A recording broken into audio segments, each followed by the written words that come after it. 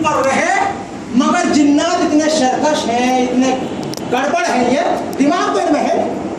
عقل سے تو یہ سوچتے نہیں ہے نا. یعنی یہ سمجھو کہ جو ان کا سب سے ماہر ترین جنات بڈھا ہوتا ہے نا، سب سے بڑا 500 سال کی عمر والا،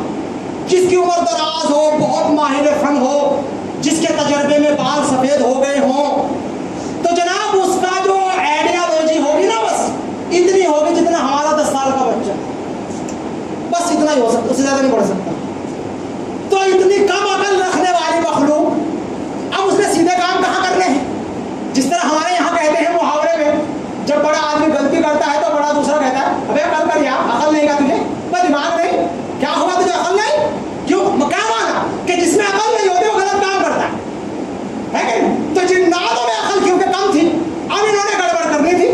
اب یہ جب جائے زمین پر، ان کا پھیلاؤ ہوا، زمین میں ان کی آبادی ہوئی اور اللہ نے ان کو بھیجا کہ جاؤ زمین میں آبادی کرو، تو یہ آپس میں روزانہ لڑائی جھگڑے جنگ، لڑائی جھگڑے جنگ، اتنی لڑائی ہوئی کہ زمین جناب عالی ظلم سے فساد سے بھر گئی. جس طرح آج ہم دیکھ رہے ہیں، جیسا ظلم پہلے شروع ابتدائیہ میں ہو گیا تھا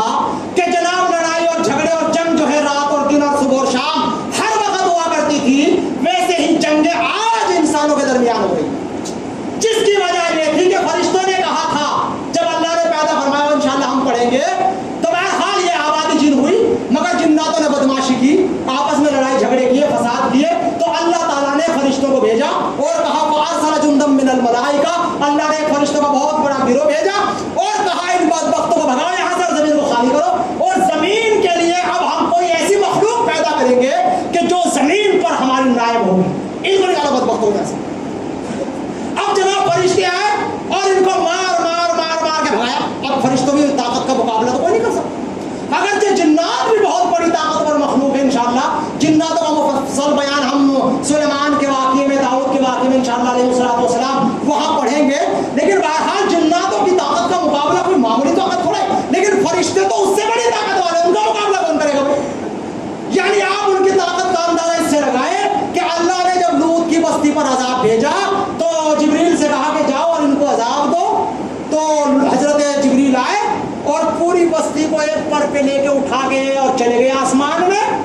یہاں تک کہ لوط کے جو لوگ تھے نا، وہ آسمانوں میں جو مخلوق ہے وہ جو آوازیں کر رہی تھی وہ آوازیں سن رہے تھے، اتنے قریب لے گئے اور وہاں سے پلٹ دیا.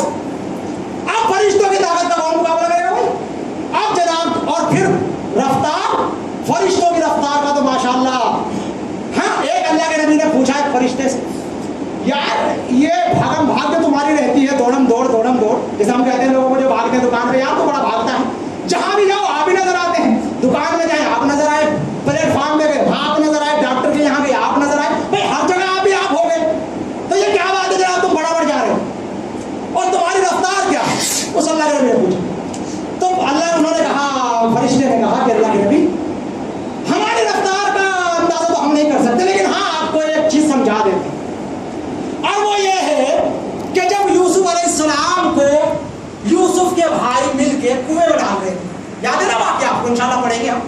تو جب کنویں میں ڈال رہے تھے تو کنویں میں اس کو چھوڑ دیا، اور کنویں میں جب وہ گر رہے تھے، یوسف اندر گھس رہے تھے، جا رہے تھے، گرنے کے لیے نیچے پڑ رہے تھے، اس وقت میں نے کہا تھا